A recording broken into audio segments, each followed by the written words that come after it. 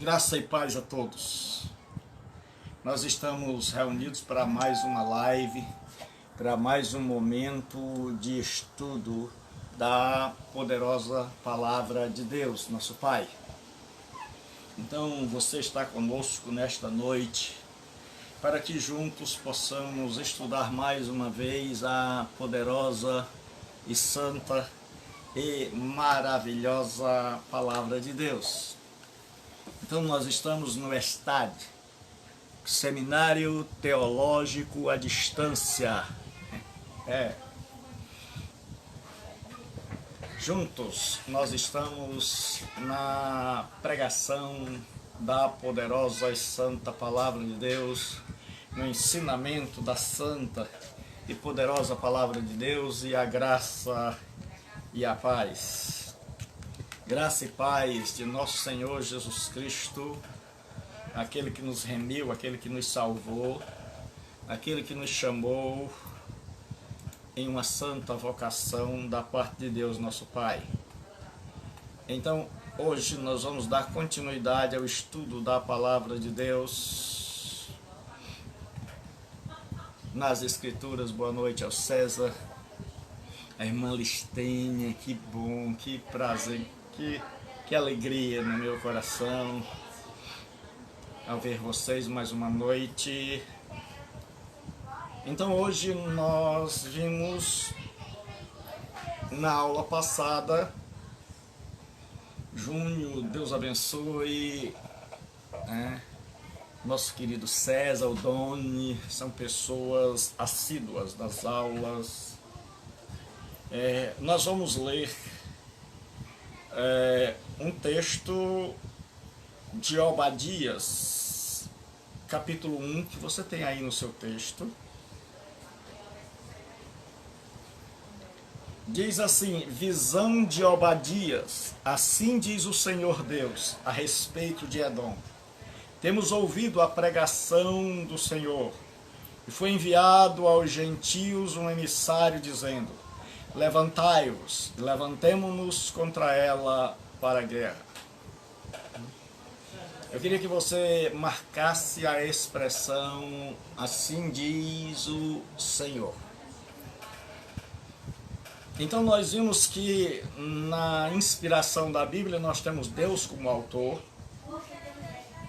nós temos no meio o instrumento utilizado por Deus, que é o ser humano, a mediação humana.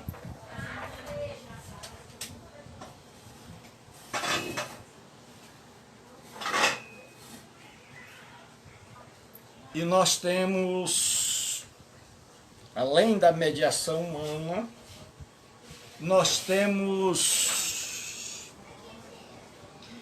o resultado disso. Então, a inspiração de Deus sobre homens de Deus resultou na palavra de Deus. Então, vamos lá. A inspiração de Deus através dos homens de Deus teve como resultado a palavra de Deus. A irmã Socorro, Deus abençoe. Deus abençoe, Tatá. Então, nós vamos ver quais são as provas internas da inspiração da Bíblia, de que a Bíblia não é a palavra de um homem ou de alguns homens, mas é a palavra de Deus.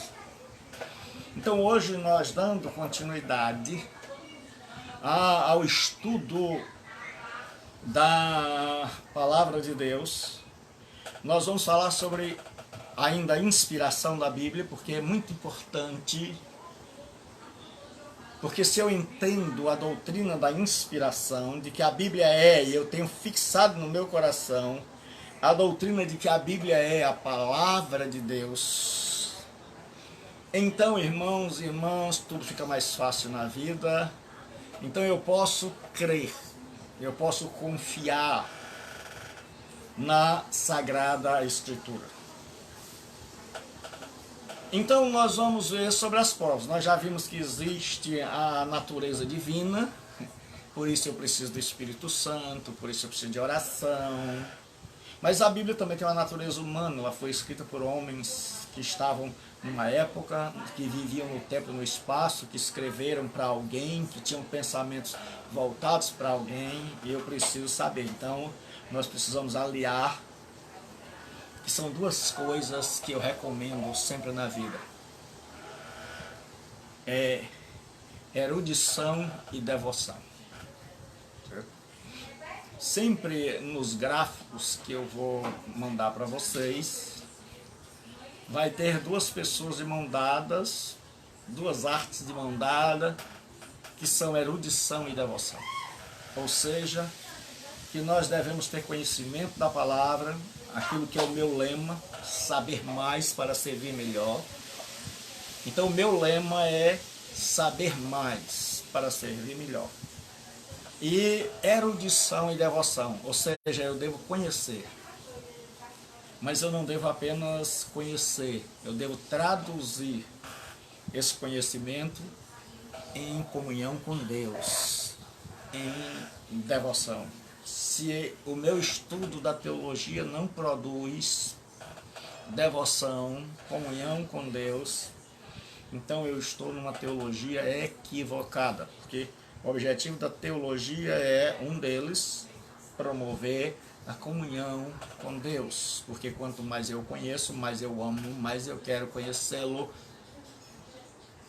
Então hoje nós vamos ver as provas internas da inspiração do Antigo Testamento. Então hoje, porque existem provas externas e existem provas que você pode pegar dentro da Bíblia, para você mesmo saber que a Bíblia é a palavra de Deus, porque muita gente crê, mas não sabe explicar o porquê crê.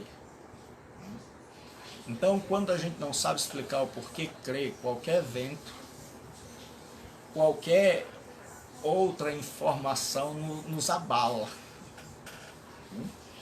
Então, quando você assiste um filme como O Código da Vinci, quando você lê A Última Tentação de Jesus, de Maria Madalena, escritos que foram escritos no segundo século, por uma turma chamada de gnóstico, que rejeitava quase todas as doutrinas do cristianismo, mas se diziam cristãos e pensavam completamente diferente. Tem gente hoje que não sabe nada disso, e aí quando pega uma coisa dessa, e quando essas revistas de expressão pegam isso, aí colocam como se fosse verdade, e as pessoas vêm para nós: pastor, você ouviu aí? Descobriram que Jesus namorava Maria Madalena. Descobriram que Adão tinha outra mulher chamada Lilith. Aí a gente assim: ei, meu irmão, essa história é antiga. Essa história é antiga. Certo?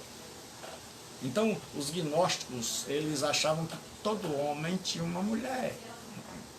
Então, eles sugeriram que Maria Madalena era um caso de Jesus Cristo. E aí isso foi se transformando em livro pagão, e esses livros pagãos entraram dentro da igreja como se fosse verdade. Os judeus, lá pela Idade Média, alguns judeus inventaram uma história de que Lilith, que Deus tinha feito uma primeira mulher para Adão, e esta mulher fez igual a rainha Vasti, não foi idônea, e aí Deus resolveu criar uma segunda mulher, que seria Eva. Isso aí aconteceu na Idade Média, uma interpretação de alguns judeus não ortodoxos, que inventaram uma segunda mulher. E tem muita gente que dentro da teologia está procurando a Lilith. Tem muita gente que gasta tempo sem saber nem que era bobagem. E foi gente desorientada, gente que não conhecia a palavra de Deus, que criou essas histórias ao longo da história, que chega até nós como novidade. E as pessoas, quando não estudam, dizem assim, ou então ficam profundamente abatidas. Certo? Então nós vamos ver quais são as provas, para que você possa dizer assim: ah, eu sei, como disse Paulo, em quem tenho crido. Então, a inspiração dentro do Antigo Testamento, sem mais delongas, Uma das provas que a Bíblia é a palavra de Deus é a expressão e seus equivalentes, assim diz o Senhor, usada no Antigo Testamento. No Antigo Testamento, os profetas tinham a coragem de dizer, antes dos seus oráculos, dos seus pronunciamentos proféticos, eles tinham a coragem de dizer, assim diz o Senhor. Se não era Deus que estava falando, então nós não podemos acreditar na Bíblia, porque os profetas eram um monte de mentirosos.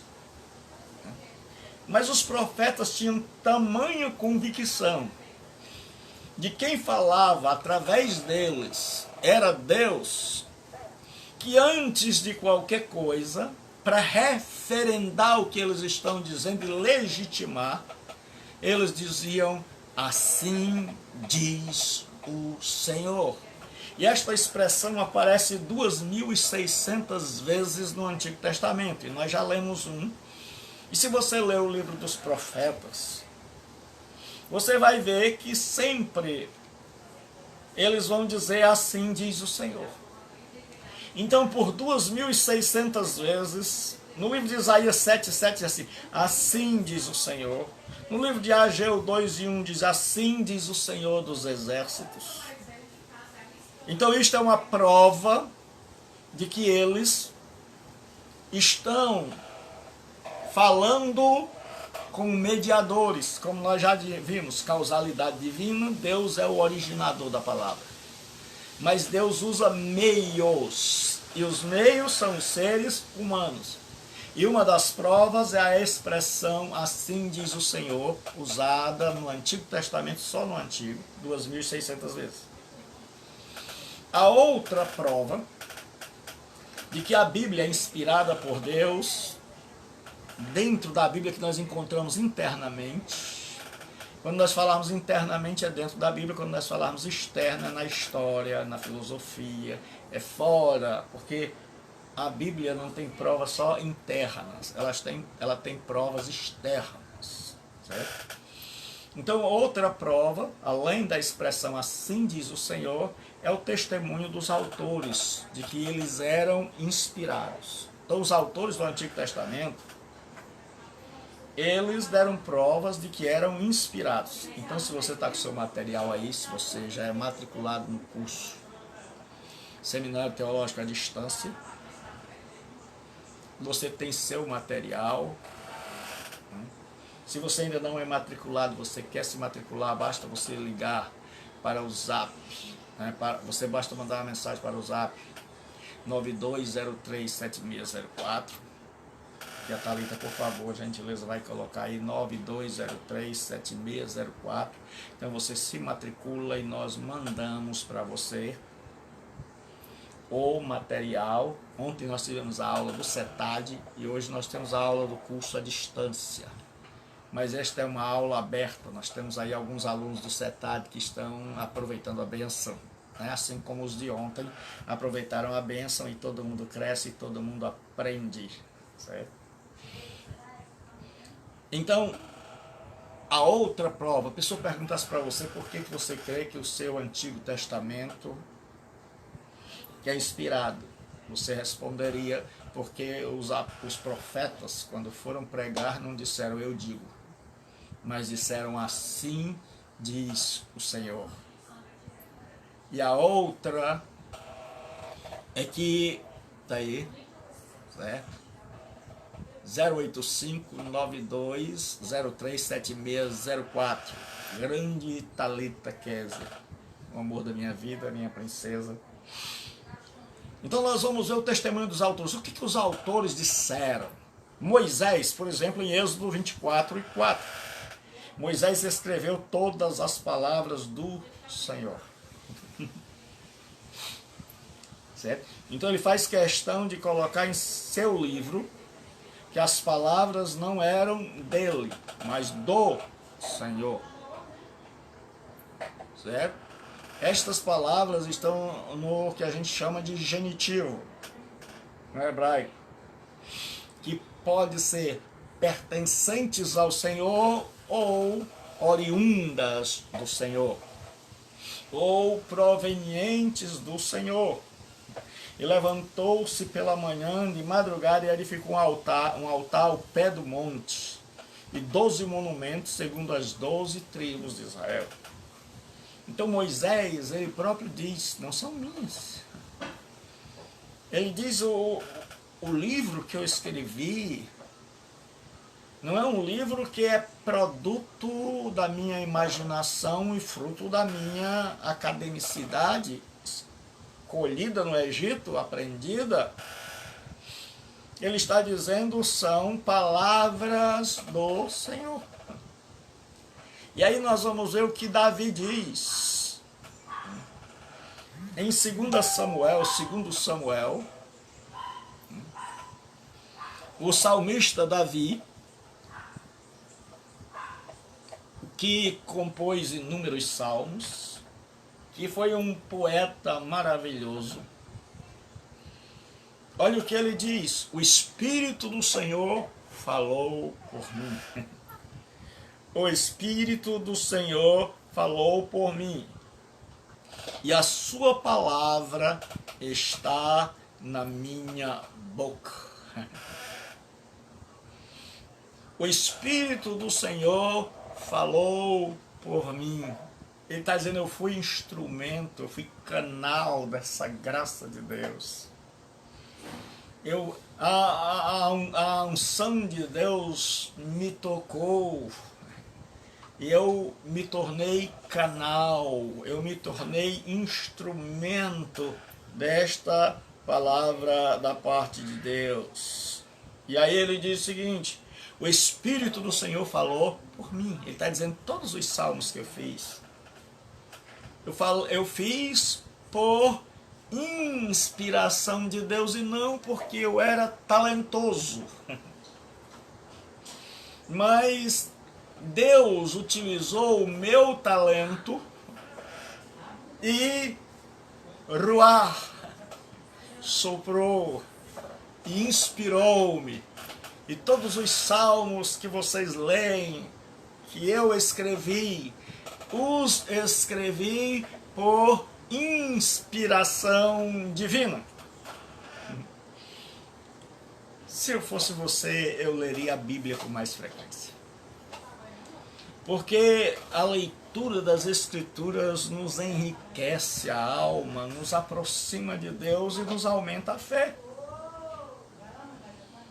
E aí agora nós vamos ver o que Isaías diz.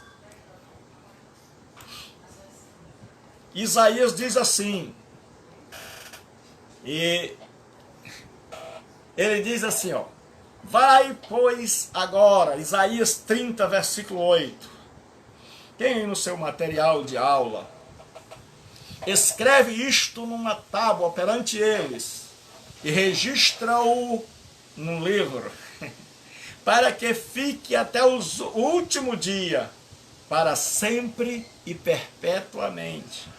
Deus não apenas inspirou, mas registrou, para que aquilo que ele falou através de Isaías chegasse até mim e a você. É o que a gente chama na teologia de preservação. Deus apenas não inspirou a Bíblia. Não usou homens para falarem a sua palavra, porque se eles tivessem apenas falado estas palavras, teriam ficado no passado, com Moisés, com Davi, com Isaías.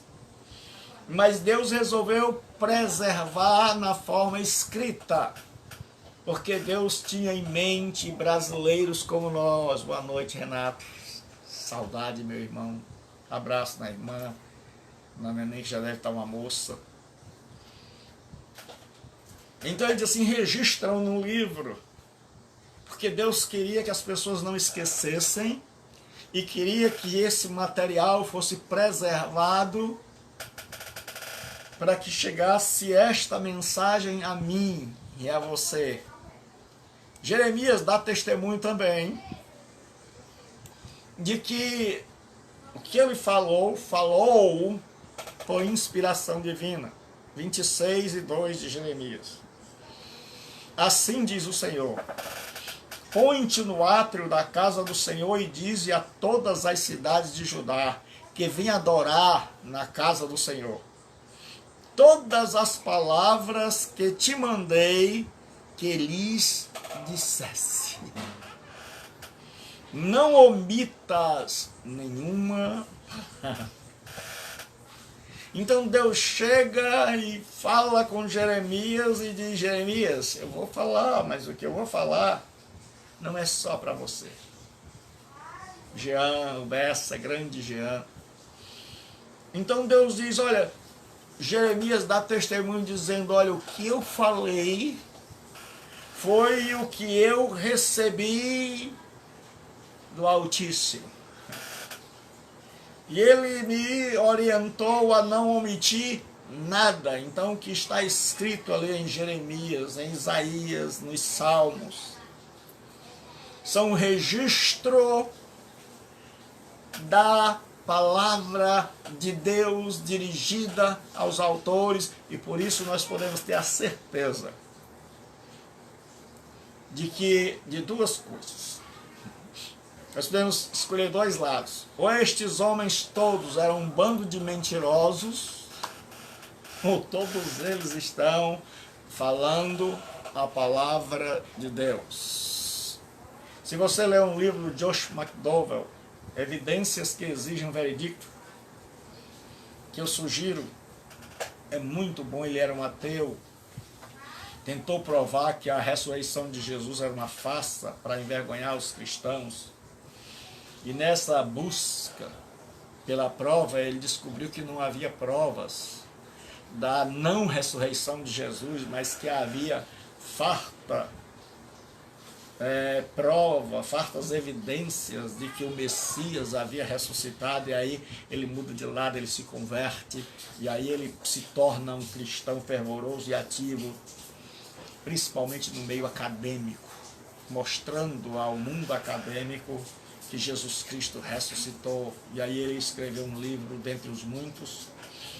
Dois particularmente eu os tenho, e os tenho em grande apreço. Um é um bem fino, que eu sugiro que você baixe da internet, chama-se Mais que um Carpinteiro. É um livro delicioso de você ler. Mais que um Carpinteiro. Certo? Você coloca lá Mais que um Carpinteiro, e depois você coloca Evidências que Exigem um Veredicto.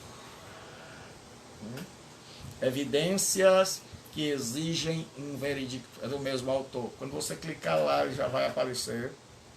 Você coloca no Google assim, baixar em PDF, Mais que um Carpinteiro. E eu queria pedir aí a um dos nossos obreiros que botasse: não espere só pela Thalita não, porque a Thalita já tem trabalhado, tanto ela tem duas crianças que ficam ali sempre, certo? Para ela cuidar, ela cuida com a mão das crianças, com a outra ela vê, certo? A palavra de Deus, ela é uma guerreira, é brava, é rebolsa, certo? Então, Mais que um Carpinteiro e Evidências que Exigem um Veredicto. Você vai gostar de ter esse livro em PDF. Eu tenho alguns livros, mas eu tenho muito livro mesmo em PDF. Eu tenho, acho que uns 3.000 livros aqui no meu notebook em PDF, porque antes eu não gostava de ler PDF, eu gostava de ler livros como você vê alguns dos meus que estão aqui. Mas aí eu fui me acostumando a ler livro em PDF, porque já estava no meu notebook, para onde eu ia eu estava com eles, e eu fui lendo e fui me acostumando, e tudo é uma questão de costume. Então vamos lá. Mais que um Carpinteiro, certo? Aí o Jean já leu, né? Eu sempre tenho mostrado aos alunos que leiam, e alguns professores têm indicado. Então a evidência, Jean, por favor, coloque aí o nome, Mais que um Carpinteiro e Evidências que Exigem o Veredicto, para que o povo não esqueça, por favor. Vamos lá. Ezequiel vai nos dizer também Então você está vendo que todos os escritores do Antigo Testamento reivindicam que eles estão falando a palavra de Deus. Ora, a mão do Senhor estivera sobre mim pela tarde, antes que viesse o que tinha escapado. E ele abrira a minha boca, antes que esse homem viesse ter comigo pela manhã. E abriu-se a minha boca, e não fiquei mais calado. Alguém da liderança judaica, Ezequiel, ficou no cativeiro. Ele foi mandado para o cativeiro, e ele era um sacerdote.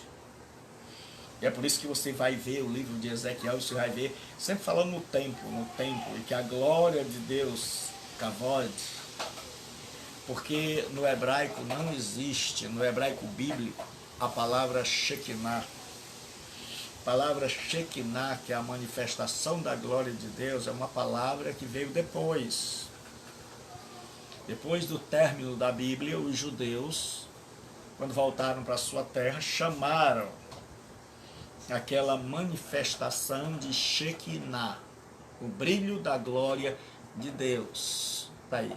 Evidências que exigem um veredicto e mais que um carpinteiro. Né? E o Anderson Freitas, que é um instrumento de Deus, ainda está colocando aí o lugar onde você baixa e vem até com vírus, certo? Vem completo, certo?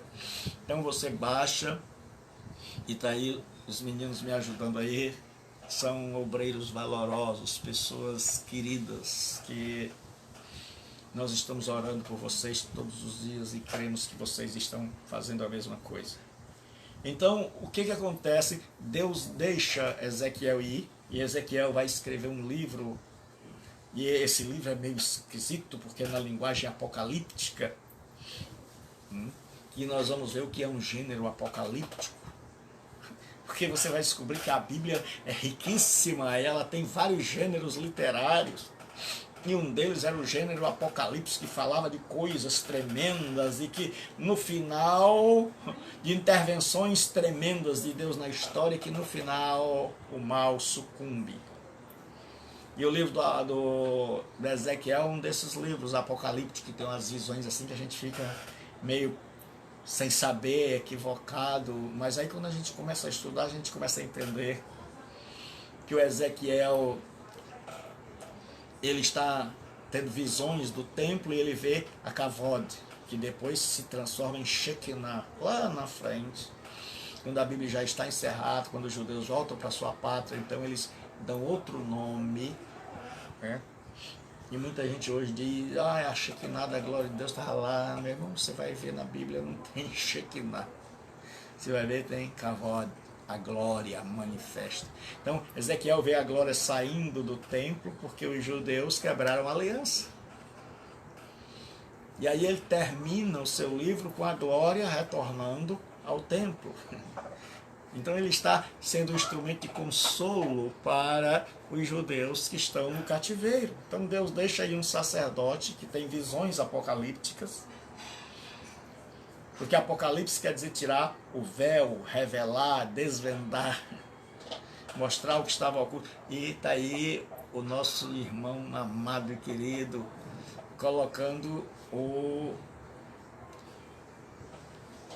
link para você baixar os livros e ler, e divirta-se, aprenda a gostar de ler.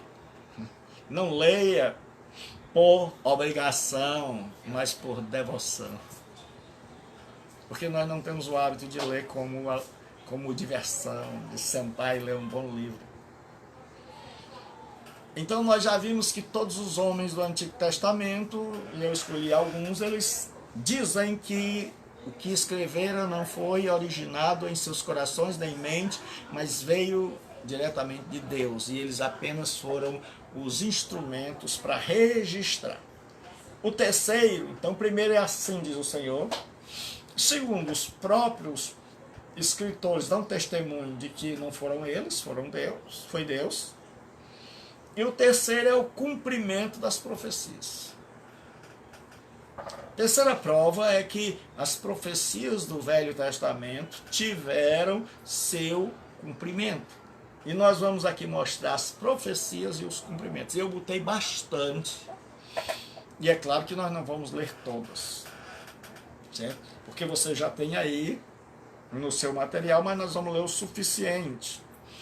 Então a primeira profecia que nós vamos pegar é a profecia de Isaías 7,14.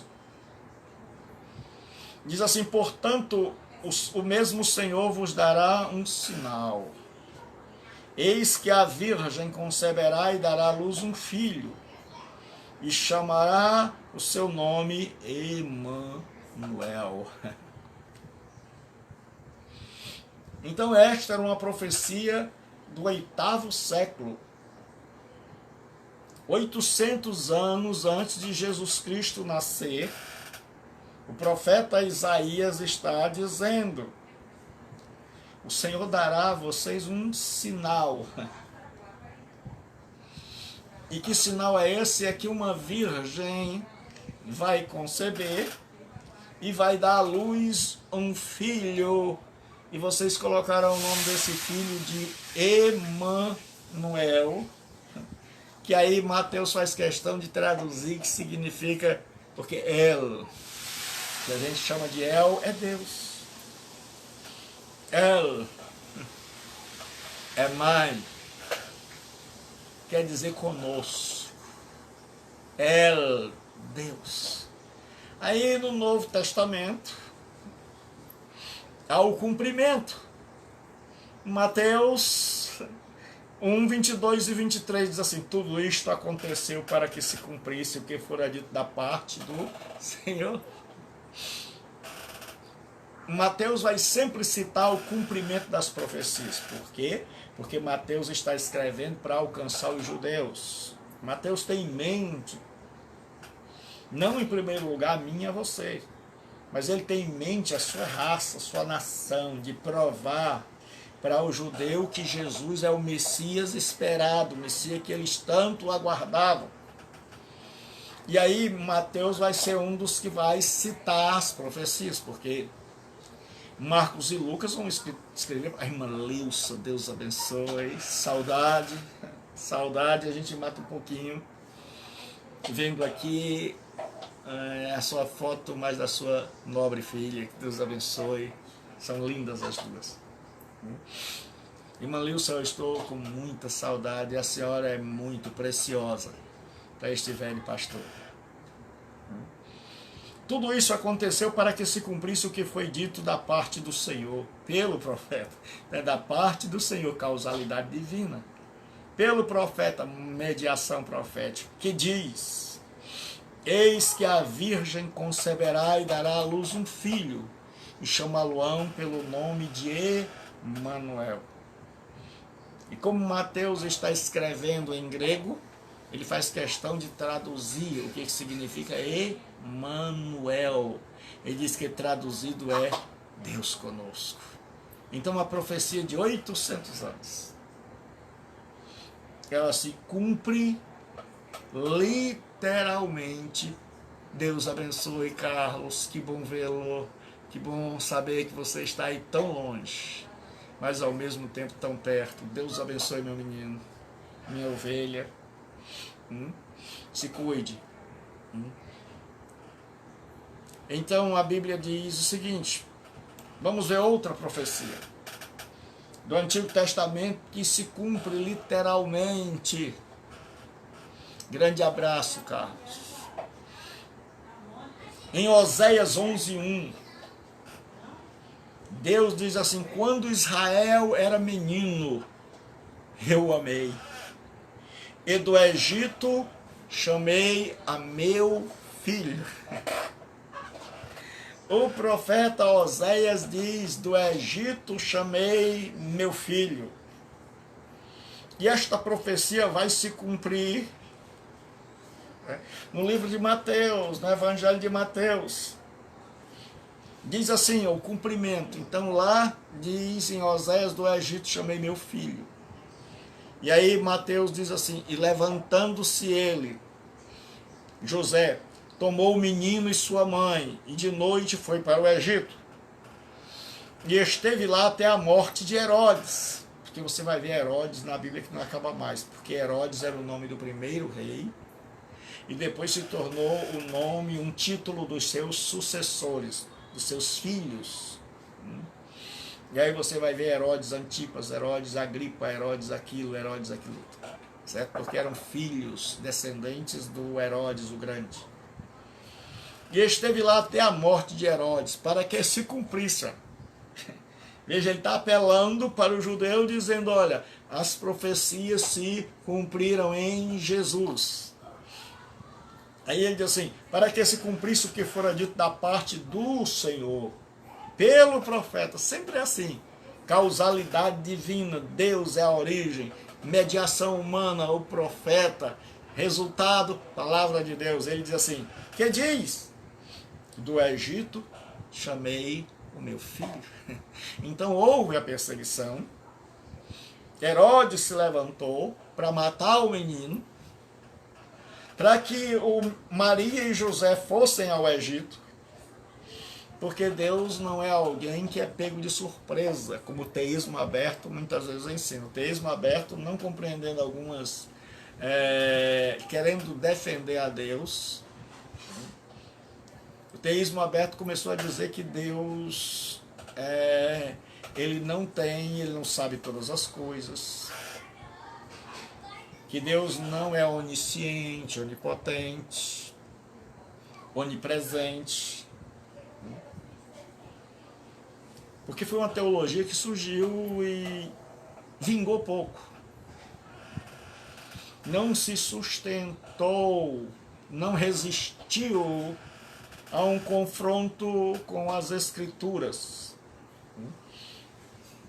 E porque Deus está no comando da história, Deus diz assim, olha, eu vou deixar o Herodes perseguir, José vai fugir para o Egito, que era o lugar mais seguro daquela época, e aí Deus, quando Herodes se vai, Deus manda José voltar, e aí cumpre a profecia dizendo do Egito, chamei meu filho, porque Deus vela pela sua palavra para cumpri-la. Porque Deus vela por sua palavra para cumpri-la. Então, as profecias de Deus cumprir-se-ão, quer você creia, quer você não creia. Mas elas cumprir-se-ão no tempo de Deus e não no meu tempo. Então vamos ver outra profecia e cumprimento. Jeremias 31, diz o Senhor, uma voz se ouviu em Ramá, lamentação, choro amargo, Raquel chora seus filhos, não quer ser consolada, quanto a seus filhos, porque já não existem. Então esse texto é um texto lá do Gênesis, que o profeta, porque a Bíblia dos profetas era a Torá, a lei, o Pentateuco, os 5 livros escritos por Moisés. E lá, quando Raquel está numa hora de desespero, ela sai como uma mulher que perdeu os filhos. E ela sai desesperada, e ela se imagina desfilhada.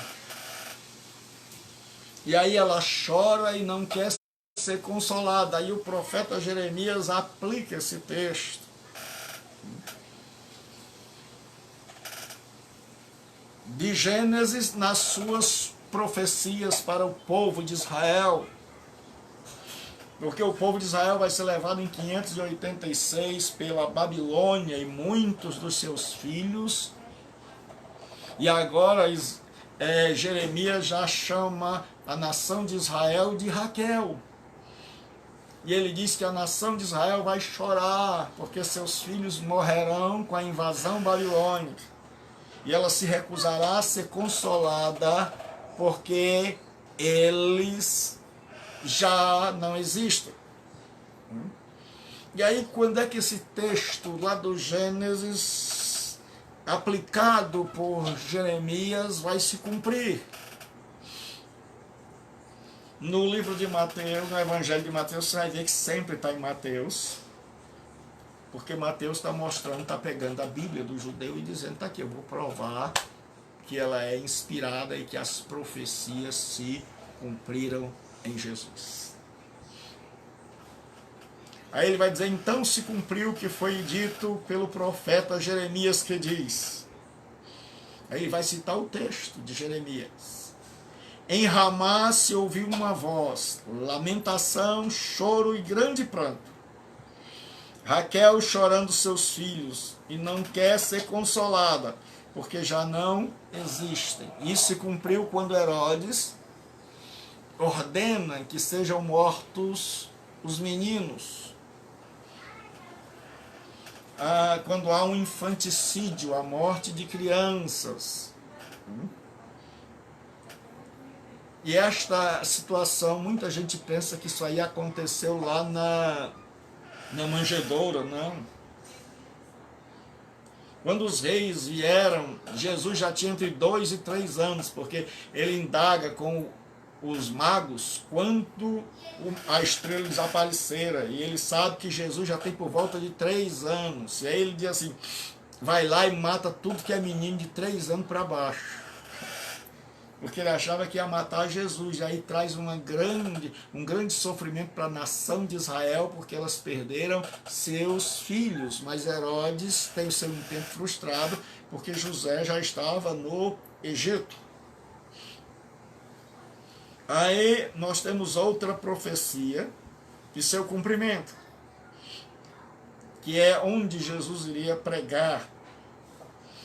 Mas a terra que foi angustiada não será entenebrecida, envelheceu nos primeiros tempos, a terra de Zebulon e a terra de Naftali, mas nos últimos tempos a enobreceu junto ao caminho do mar, além do Jordão, na Galileia das nações.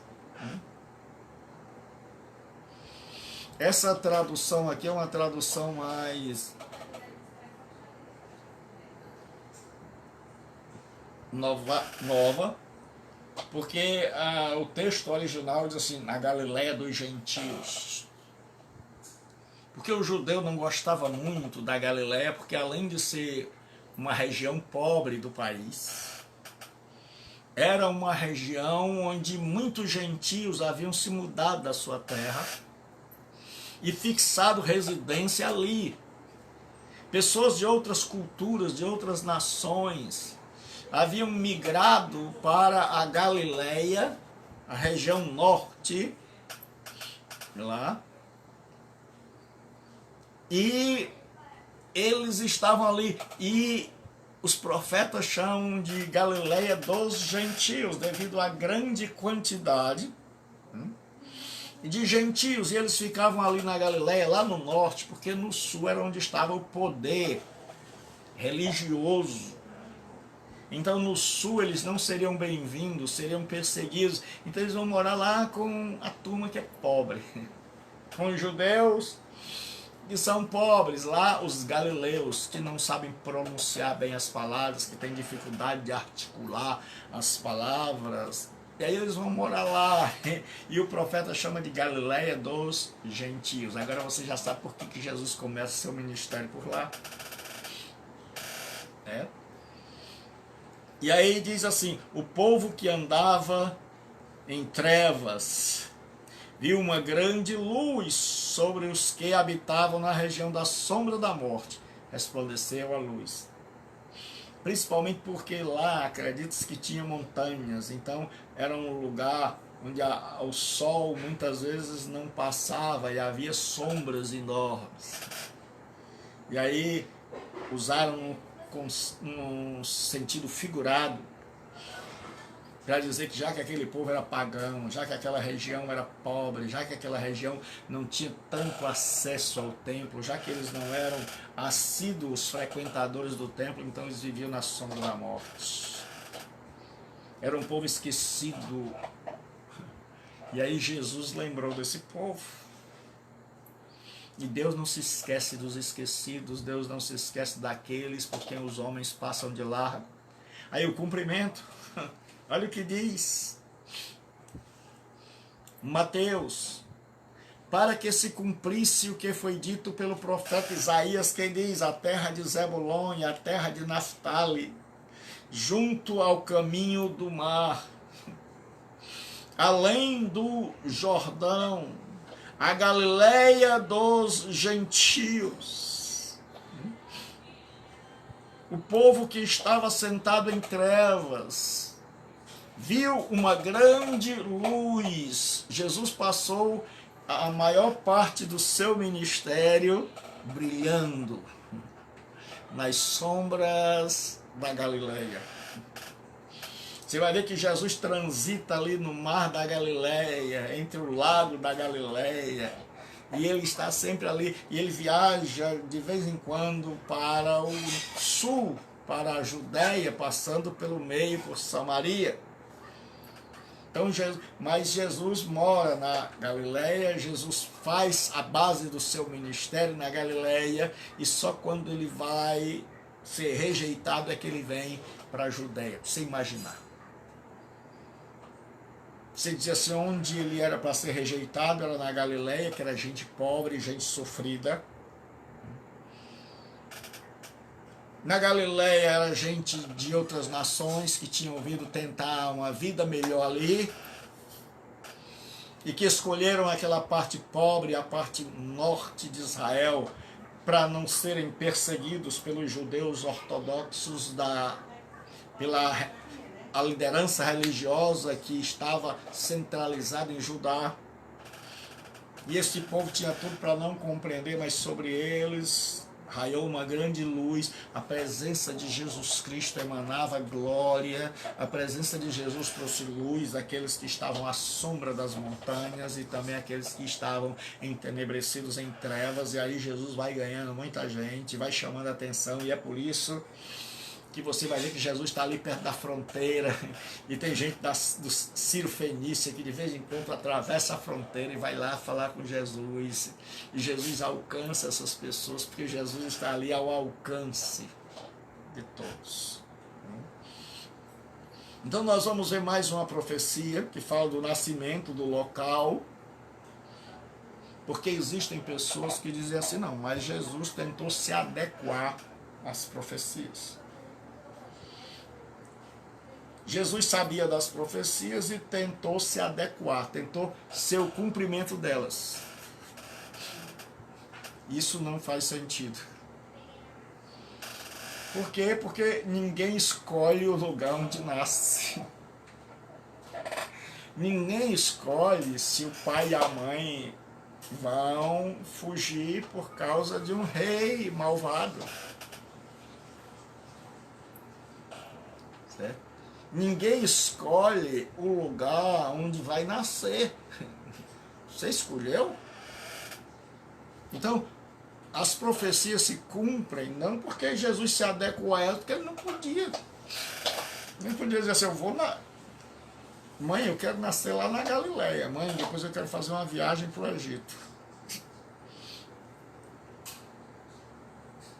E ele diz, olha, eu vou exercer meu ministério, eu vou morar lá na Galileia. Não, são profecias que estavam para além,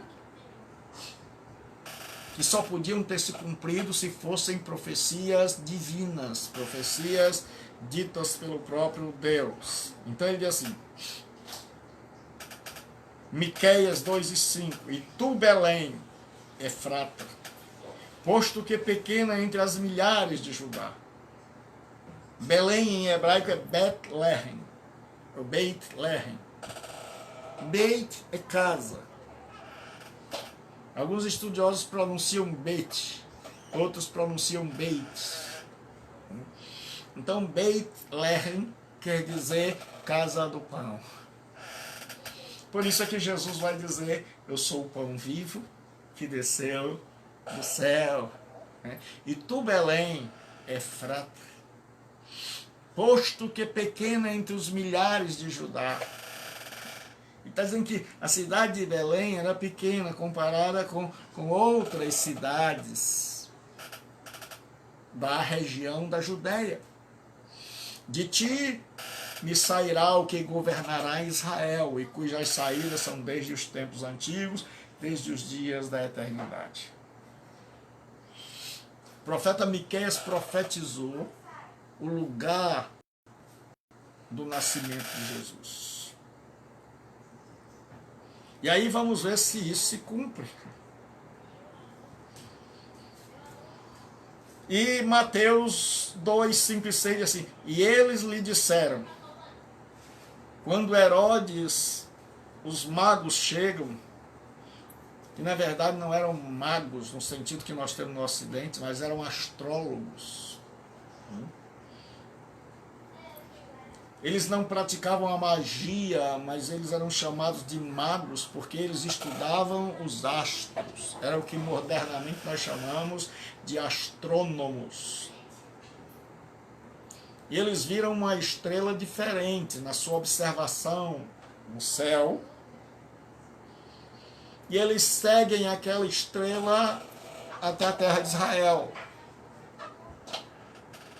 Porque na crença deles, sempre que nascia uma pessoa importante, aparecia uma estrela no céu para dizer que onde aquela pessoa iria nascer. E eles seguem aquela estrela porque é uma estrela singular, ímpar, única. Porque Jesus é singular, é ímpar, é único. Então eles vão atrás daquela estrela. E aí o que acontece?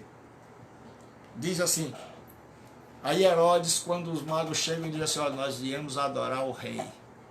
Só que para você entender por que Herodes mandou matar as crianças. Herodes, naquela época, o reinado você podia tomar por meio da morte do rei. Então todo rei não dormia tranquilo. Todo rei vivia assustado, com medo de um filho matá-lo, da mulher matá-lo, porque no reinado era assim. Era a mulher matando, eram os filhos matando, o amigo matando, o conselheiro matando, era uma carnificina. E aí Herodes tinha uma paranoia, Herodes era louco, era um malucão. E Herodes tinha uma paranoia. E Herodes, qual era a paranoia de Herodes, pastor Gilberto? É que ele temia que alguém o matasse. E diz-nos a história que Herodes, com medo, mandou matar os seus filhos, para que nenhum filho o matasse para tomar o seu trono. E dizem que ele mandou matar a esposa, também com medo de perder o trono. E alguns vão bem longe e dizem que ele abriu a mãe para saber de onde ele tinha vindo. Então ele não era muito bom, ele era uma pessoa assombrada. E aí, o que acontece? Uma pessoa dessa assombrada, uma pessoa dessa que tem paranoia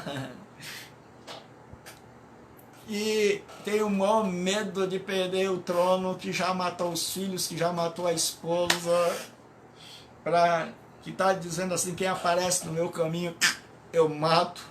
Chega para ele uns homens vindo do Oriente, ricos, estudiosos, com presentes, e dizendo, nós viemos aqui porque nós queremos encontrar o rei dos judeus.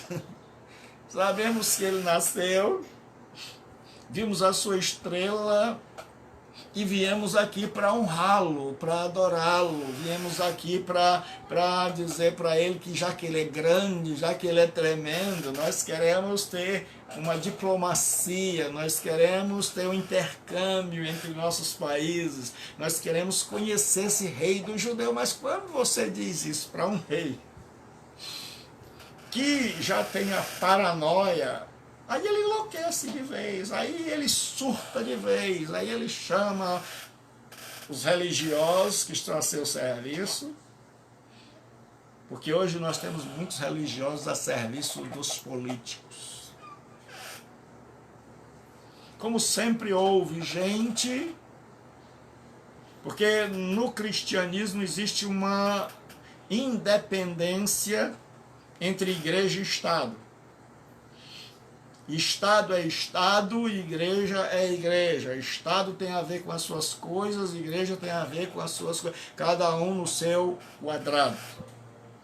Mas sempre teve gente que se imiscuiu com o Estado, que se torna subserviente do Estado para auferir, para alcançar e para obter lucro.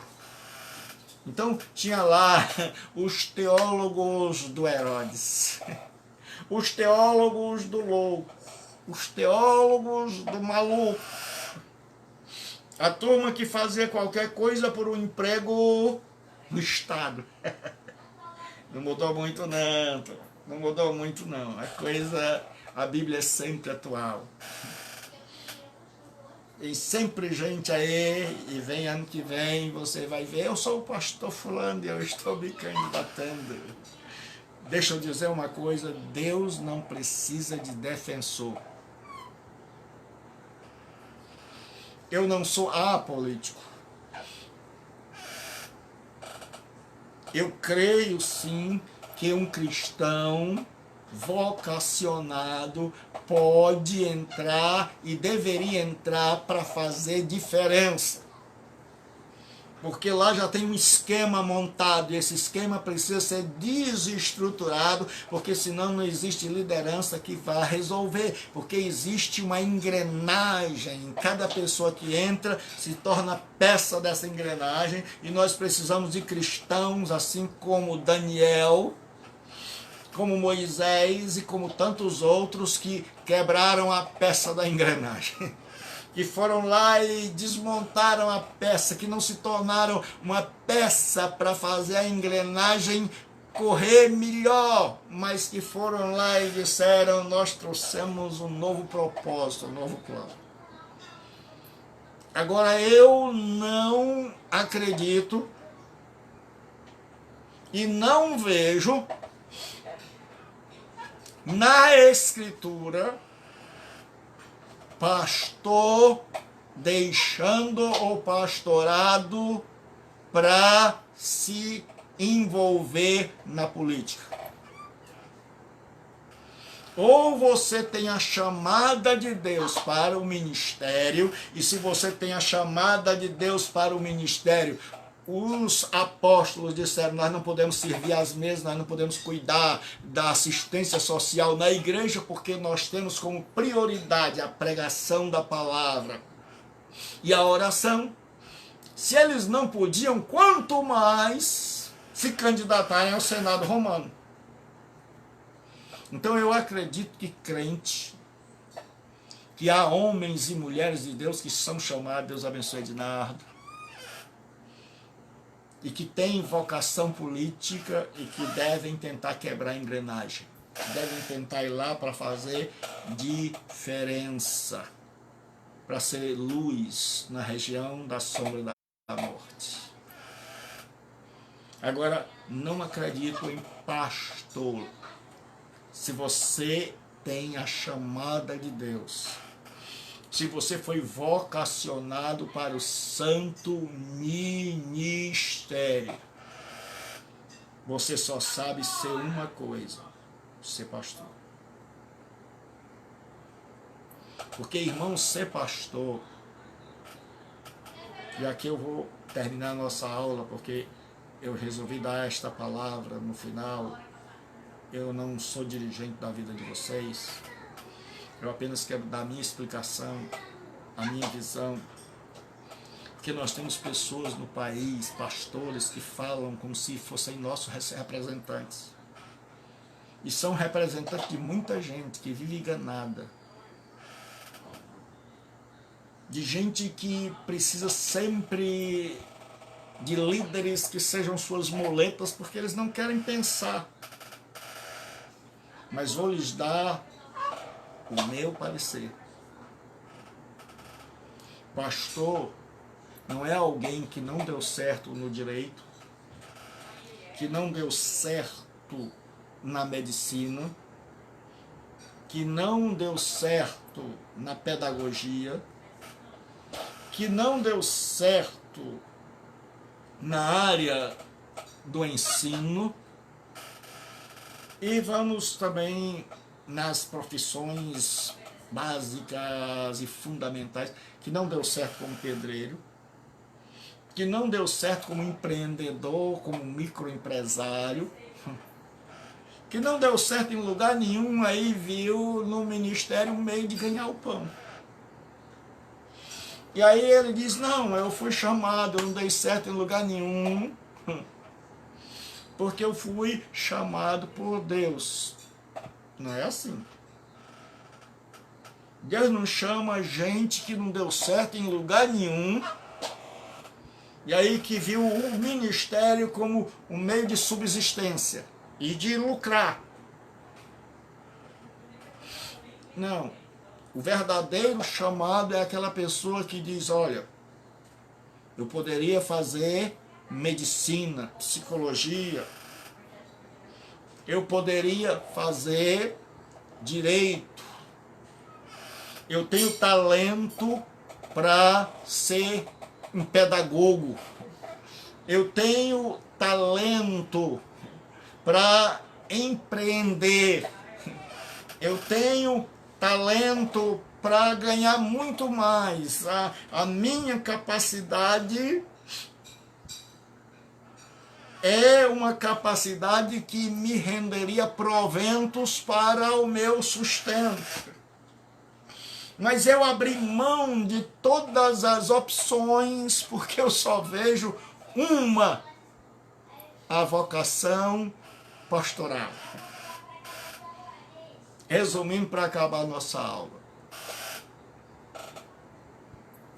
o chamado não é aquele que não deu certo em lugar nenhum e acha que vai dar certo na igreja. O chamado é aquele que podia dar certo em qualquer lugar, mas descobriu que a única porta que ele quer entrar, que a única porta que faz sentido é a igreja. É o ministério, é o púlpito.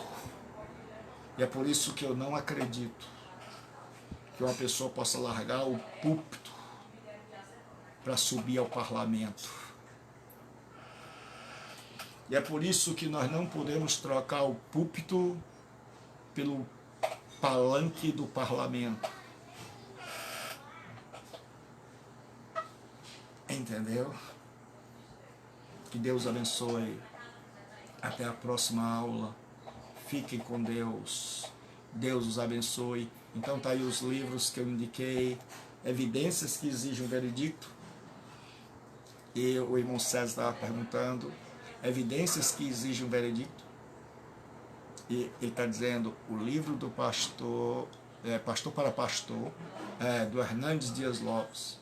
É muito bom, eu já usei ele como livro-texto e eu indico também de Pastor para Pastor, o livro do Hernandes Dias Lopes. Cuidado que tem um que é de pastor a pastor. Esse do Hernandes é de pastor para pastor, certo? E é muito bom, porque ele vai falar de vocação.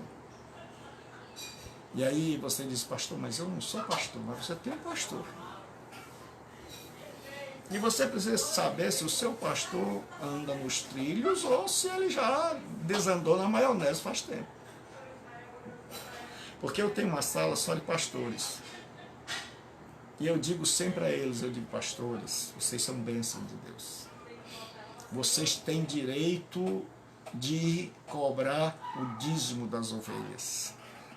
Mas quem tem direito tem deveres.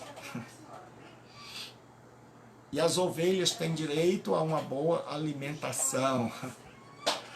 E as ovelhas têm direito à nutrição espiritual. E as ovelhas têm direito porque um pastor ele deve ser sustentado. Mas ele deve ser sustentado não para tomar café na casa dos irmãos, não para passar o dia de casa em casa, entre aspas, visitando. Ele tem que estar debruçado na palavra de Deus, se alimentando para poder trazer alimento.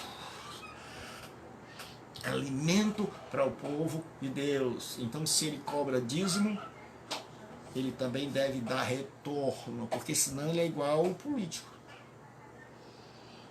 O político é que nós pagamos impostos e os nossos impostos não voltam para nós, porque a lógica era você dar imposto, você paga imposto e o imposto vem para você em saúde, em educação, em pavimentação, vem para você em segurança pública e todo o seu imposto vai ser investido nisso.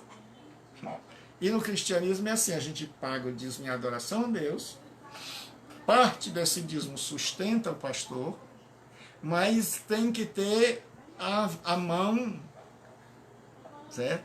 Na outra direção, onde esse dízimo volta, porque o pastor é pago para que ele tenha tempo para alimentar-se, crescer e alimentar as ovelhas. Para que as ovelhas possam dizer, eu fui à igreja e eu voltei de lá alimentada, e eu voltei de lá amparada, eu voltei de lá amadurecida, eu voltei de lá crescida. E eu estou crescendo na graça, e eu estou me descobrindo, eu estou descobrindo a Cristo. Deus abençoe. Fique com Deus e ore pelo seu pastor. E ore por esse homem aqui. Eu sou PhD. P de pequeno, H de homem e o D de Deus. Eu sou o pequeno homem de Deus. Deus abençoe. Boa noite. Até amanhã ao meio-dia. Não esqueça de divulgar a nossa live amanhã ao meio-dia com reflexões. Está assim sendo tremendo, maravilhoso. Reflexões rápidas, que de rápido não tem nada, certo? Então vou me policiar para que a gente possa ter uma reflexão mais rápida e que seja bem direto. Então até amanhã, em nome de Jesus Cristo. Amém.